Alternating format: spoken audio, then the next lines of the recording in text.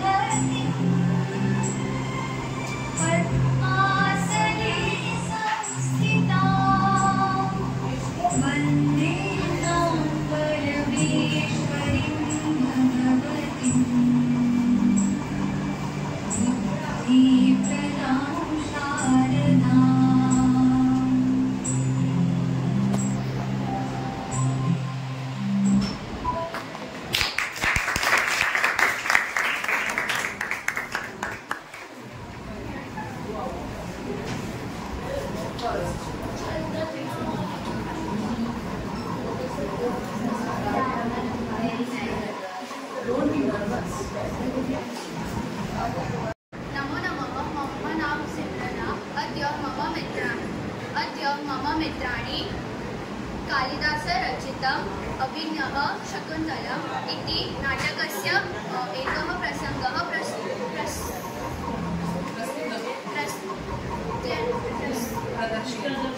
प्रदर्शयन्ति। नाटकस्य पात्राणि तन्मय Radhakrishna, Jay as charioteer and Shrey Shivaikar. This play is not merely a love story, but it's a story full of feelings and values which are universal and external. So I warmly welcome my dear friends to perform the drama. राजन समिति हरणाय न हंतव्य न हंतव्य आशु प्रति संहारक सहायकम् राज्ञशास्त्रम् आतुरतोडया भवति न तु अनागसि प्रवर्तु प्रतिसंवाद एषः सहायकः। राजन समिति हरणाय प्रस्तुता वयम् एष खलु कर्णस्य कुलपेतम् अनुमानिनि किराश्रम दृश्यते प्रवेश्य प्रति सत्कार तपोवनानि निवासितानि उपनुतुं मां मृत् अत्रैव रथं स्थापय यावत् अवतरामि। मृतः प्रग्रहः अवतरन्तु आयुष्मान्। सूत विनीतवेषेण प्रविष्टव्यानि तपोवनानि नाम इदं तावत् गृहान्तम्। तथा यावत् आशववासिनः दृष्टाः रूपावर्ते तावत् आदपृष्टाः क्रियान्तं वाचिनः। तथा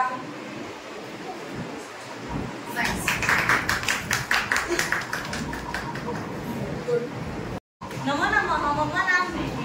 अद्य मम मित्राणि शूद्रकरचितं मृच्छकटिकं नाटकस्य एकः प्रसङ्गः प्रदर्शयन्ति। नाटकस्य पात्राणि महेश, रागिनी, वसन्तसेना, स्तुति, दासी, रजनिका, चारुदत्तस्य पुत्रः रोहसेनः मनाक्ष। This extract is the sixth part of the act, which depicts the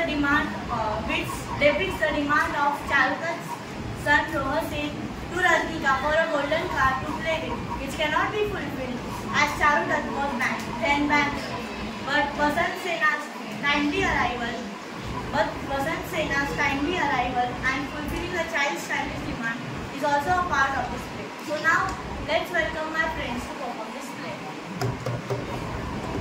वत्स शकटिकया क्रीडा रजनिके किं मम एतया शकटिकया तामेव सुवर्णशटिकया देहि। चार कृतोऽस्माकं सुवर्णव्यवहारः तादृश्य पुनरपि रुद्या सुवर्णशक्तिकया क्रीडिष्यसि तद्यावत् विनोदयाम्येन आर्या वसन्तसेनायाः समीपमुपसर्जिष्यामि। आर्ये प्रणमामि। स्वागतं वस्तपुनरनन्तरं वदनं कृतशरीरोऽपि चन्द्रमुख आनन्दयति ममहृदये। एषः खलु आर्य चारुदत्तस्य पुत्रो रोहसेनो नाम।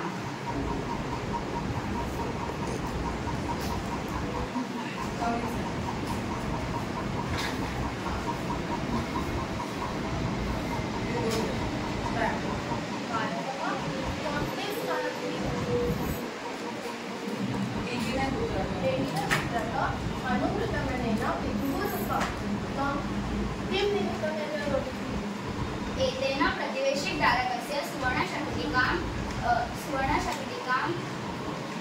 क्रीडितं तेन च सा नीता। ततो पुनस्तां याचते। ततो मयम् इयं मृत्तिकाशकटिकया कृत्वा दत्ता। ततो भणति रजनिके किं मम एतया मृत्तिकाशकटिकया सुवर्णशकटिकां देहि इति। भारत न रोधि तत् मम भ्रमणार्थं सुवर्णशकटिकयां यच्छामि। Nice. Good. मम नाम जानीबाई। अद्य मम मित्राणि भवतस्य पुरतः हास्यरचितं कर्णभारं नाटकस्य एकः प्रसङ्गः प्रदिशयन्ति। नाटकस्य पात्राणि जशः, कर्णः, आरवः, शक्रः। The present extract is of his one-act plays based on Mahabharata, entitled as Karnabharam, which is a tragedy. In this extract, Indra, also known as Shakra, disguised himself as a Brahmin and deedfully compels Karna to part with his kavach and kundal, the security that he was born with. It is said that as long as Karna has his kavach and kundal, no one could kill him. So let us all come together and watch this beautiful play act by Jash and Arav. Thank you. वो कर्ण मदरं भिक्षामि याचे। रुद्रं प्रीतोऽस्मि भगवन् एषः नमस्करोमि। यदि मृदं ब्रवेतं वदन् मृदायु ब्रवेत्। यदि न वदयं मूढ इति न परिभवति। तस्मात् उभयं परिहर्ता। किन्तु खलु भाषे भवान् दुष्ट। वो कर्ण सूर्यैव चन्द्रैव भवानिव सागरेव तिष्ठति ते यशः। भगवन् किं प्रोक्तं दीर्घायुर्भवति अथवा यदुक्तं तदेव शोभनं। यतः हतेषु देहेषु गुणाः धरन्ति। भगवन् किमिच्छसि? किमहं ददामि? भद्रां भिक्षां याचे। भद्रां भिक्षां भवते प्रदास्ये। भूसहस्रं ददामि। भूसहस्रमिति मूर्धकं शीघ्रं पिबामि। नेच्छामि कर्ण नेच्छामि। किं नेच्छति भवान्? अपर्याप्तं कनकं ददामि। गृहीत्वा पृथिवीं ददामि।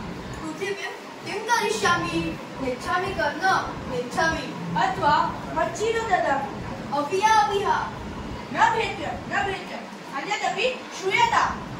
अङ्गैः सहैव जडितं कवचं कुण्डलाभ्यां सह ददामि। ददातु ददातु।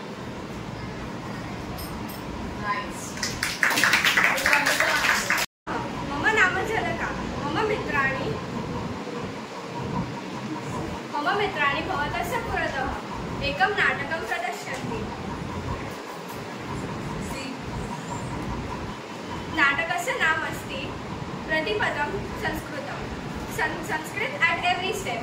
नाटकस्य पात्राणि नाभ्य महोदयः, व्याख्या महोदया, वंश समीरः, परम प्रसादः, हेत्वी लीना and Mahi Tanuja. The study of Sanskrit is useful in various fields. This fact well elaborated through this drama, Pratipadam Sanskritam. Now I welcome all my friends to perform a beautiful drama.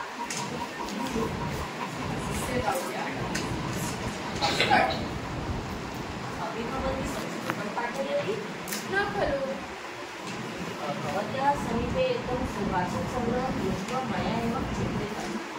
अस्य पुस्तकम् अहं संस्कृतं न पाठामि। अस्य पुस्तकस्य मम कार्यक्षेत्रं सम्बन्धः अस्ति। एवं कस्मिन् क्षेत्रे कार्यरता भवति? अहं व्यवस्थापेन प्रशिक्षणरूपेण कार्यं भवति। मया अवगतं यत् रामायण, महाभारत, किरातार्जुनीय, रघुवंश इत्यादिषु बहवः श्लोकाः सन्ति येषु शास्त्रस्य मूलतत्त्वानि दृष्टान्तसहितं निर्दिष्टानि।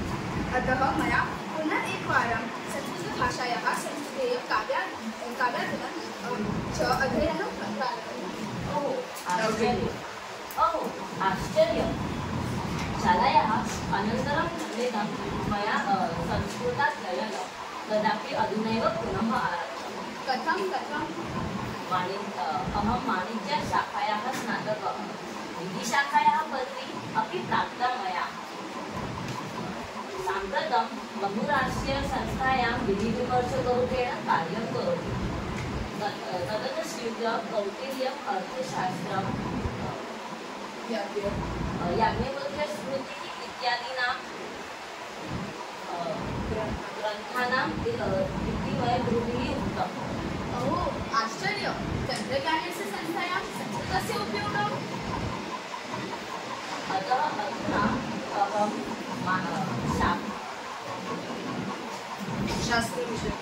शास्त्रविषयाणाम् अध्ययने यत्नं करोमि। तयोगपृष्ठतः केचन युवकाः गोष्ठीषु रताः। प्रसादः, समीरः, लीना तथा तनुजा इत्यादीना परस्परमित्राणि। तेषु अन्यतमः तत् पुस्तकं दृष्ट्वा महोदयम् उपगम्य वदति। महोदय, भवतो संवादे संस्कृतसन्दर्भः श्रुतमया। भवान् अपि विश्वसंस्कृतपरीक्षानिमित्तं विदेशं प्रस्थितः? न खलु परं कीदृशी एषा विश्वसंस्कृतपरीक्षा? अपि भवान् संस्कृतस्य छात्रः? आम्, अहम् IIT अर्थात् भारतीयप्रौद्योगिकसंस्थानां सङ्गणक अभियान्त्रिकी विषयस्य छात्रः अस्ति। तत्र छात्राः संस्कृतमपि पठितुं शक्नुवन्ति। अष्टाध्यायी इति व्याकरणशास्त्रविषयकग्रन्थः पाठ्यते। तत्र मानवविद्याविभागः। अहं संस्कृतव्याकरणं सङ्गणकशास्त्रं च अधिकृत्य शोधनं करोमि। तद्विषयं शोधनिबन्धं प्रस्तुतम् अहं परीक्षार्थी निर्मितम्।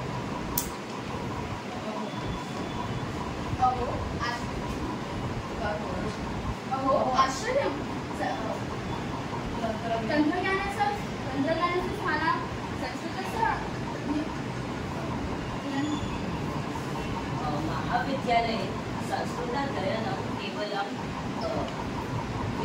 कलाशाखायाः छात्राः कुर्वन्ति किती असतील तुवे मती तिष्ठतु तावत् तर्हि अवश्यं मेलयामि मे मित्राणि ते सर्वपि परीक्षादि सहभागिनः। नमस्ते, अहं रसायनशास्त्रस्य छात्रः। प्राचीन भारतीय रसायनशास्त्रम् इति मम संशोधनक्षेत्रम्। तद्विषयकाः संस्कृतभाषया लिखिताः। यद् शालायां यत् संस्कृताध्ययनं कृतं तस्य उपयुक्तताम् अहम् अधुना अवगच्छामि।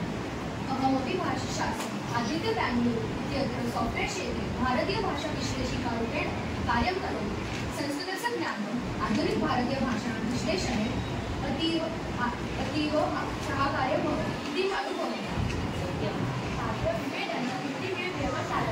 संस्कृतसहकारिणां पठनेन शब्दोच्चारणस्य उत्तमः अभ्यासः भवति। तेन अभिनय निवेदनस्य प्रभावः वर्तते। साम्प्रतं कलाक्षेत्रे कार्यरताः अस्मासु केचन गणकनिलये नाट्यशास्त्रस्य अध्ययनं कुर्वन्ति। भारतीयविद्यालयाः नामानि भारततत्त्वज्ञानं, योगशास्त्रम्, इतिहास, स्थापत्यादिशास्त्रम्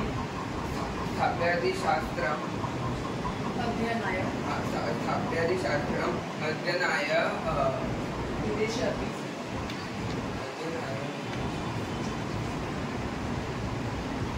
नैके जनाः उत्सुकाः विदेशे नैके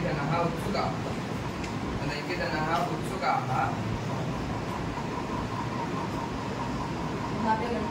सत्यमेव कस्मिन्नपि क्षेत्रे वयं नृत्यर्थं कार्यरताः स्याम तस्य संस्कृतज्ञानम् अस्मत् कृते विशेषवर्तः भवति। अहं संस्कृतस्य पाठनं शालायां करोमि, परं मम नैव चिन्तितं संस्कृतस्य इति उपयोगम् अस्ति। सत्यमेव नमो नमः। Nice. I would like to thank each and everyone who participated in the drama and every Guruji who became a patient listener. Thank you and have a fruitful day ahead. Thank you.